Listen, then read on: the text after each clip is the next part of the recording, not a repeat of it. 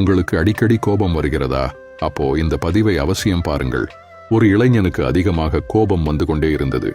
ஒரு நாள் அவன் அப்பா அவனிடம் சுத்தியலும் நிறைய ஆணிகளையும் கொடுத்தார். இனிமேல் கோபம் வரும் போதெல்லாம் வீட்டின் பின் சுவரில் ஆணி அடிக்குமாறு கூறினார். முதல் நாள் 10 ஆணி, மறுநாள் 7, பின்பு 5, 2 என படிப்படியாக ஆணி அடிக்க கோபம் குறைந்தது. ஒரு நாள் ஒரே ஒரு ஆணி அடித்தான். மொத்தமாக 45 ஆணிகள் அடித்து உள்ளேன். இனி கோபம் வராது என அவன் அப்பாவிடம் கூறினான். இனிமேல் கோபம் வராத நாளில் ஒவ்வொரு ஆணியாக பிடுங்கிவிடு என்றார். 45 நாளில் அடித்த ஆணிகள் பிடுங்கப்பட்டு விட்டன என பெருமையுடன் அப்பாவை அழைத்து காட்டினான். உடனே அப்பா சொன்னார், ஆணிகளை பிடுங்கிவிட்டாய், சுவற்றில் உள்ள ஓட்டைகளை என்ன செய்வாய்? உன் கோபம் இதுபோல பலரை காயப்படுத்தி இருக்கும் அல்லவா? அந்த இளைஞன் வெட்கித் தலை, உங்கள் மீது உங்களுக்கு நம்பிக்கை இல்லையா? இதை பாருங்கள். 4 மெழுகுவர்த்திகள் எரிந்து கொண்டிருந்தன. மெலிதாய் காற்று வீசிக் கொண்டிருந்தது. காற்றை கண்டதும் அமைதி என்ற முதல் மெழுகுவர்த்தி, ஐயோ காற்று வீசுகின்றது, நான் அணைந்து விடுவேன் என்று பலவீனமாக சொன்னது. காற்று பட்டதும் அணைந்து விட்டது.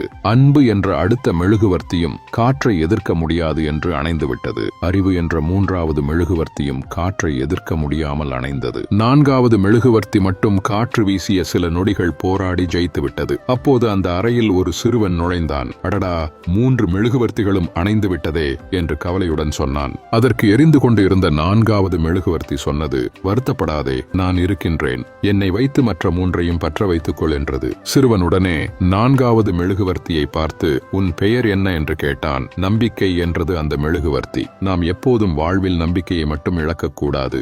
நீங்கள் யார் என்பதை நிரூபிக்க நிச்சயம் ஒரு விலை கொடுத்தே ஆக வேண்டும். தன்மானத்தை விலை பேசுவார்கள், உழைப்பை திருட நினைப்பார்கள், தரத்தை தாழ்த்தி மதிப்பிடுவார்கள், இளக்காரமாய் சிரிப்பவர்கள், ஏளனமாய் பேசுபவர்கள், எதையுமே கண்டுகொள்ளாதவர்கள், தேவைக்கு உதவாதவர்கள், தேவைக்கு பேசுபவர்கள் என எல்லோருமே இங்குதான் இருக்கிறார்கள்.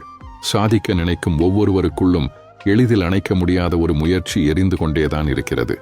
எதிரில் நின்று பார்க்கும் எல்லோருக்கும் எரிந்து கொண்டிருக்கும் ஒளியின் வெளிச்சம்தான் தெரியும். உள்ளே தகித்துக் கொண்டிருக்கும் நெருப்பின் வெப்பத்தை உணர முடிவதில்லை. முடியும் என்பதை நிரூபிக்கத்தான் இங்கே முயற்சித்துக் கொண்டே இருக்க வேண்டியிருக்கிறது. முடியாது என்று சொல்வதற்கு வெறும் வேடிக்கை பார்க்கும் சமூகமாகவே வாழ்ந்துவிட்டு போகலாம். நீங்கள் மாற வேண்டிய அவசியமில்லை. சிலரை மாற்ற வேண்டிய அவசியமும் இல்லை. தைரியம் என்பது எனக்காக நான் இருக்கிறேன் என்பதேயாகும். மனிதர்களிடம் கற்றுக்கொண்டே இருங்கள். வளர்ந்து கொண்டே இருக்கலாம்.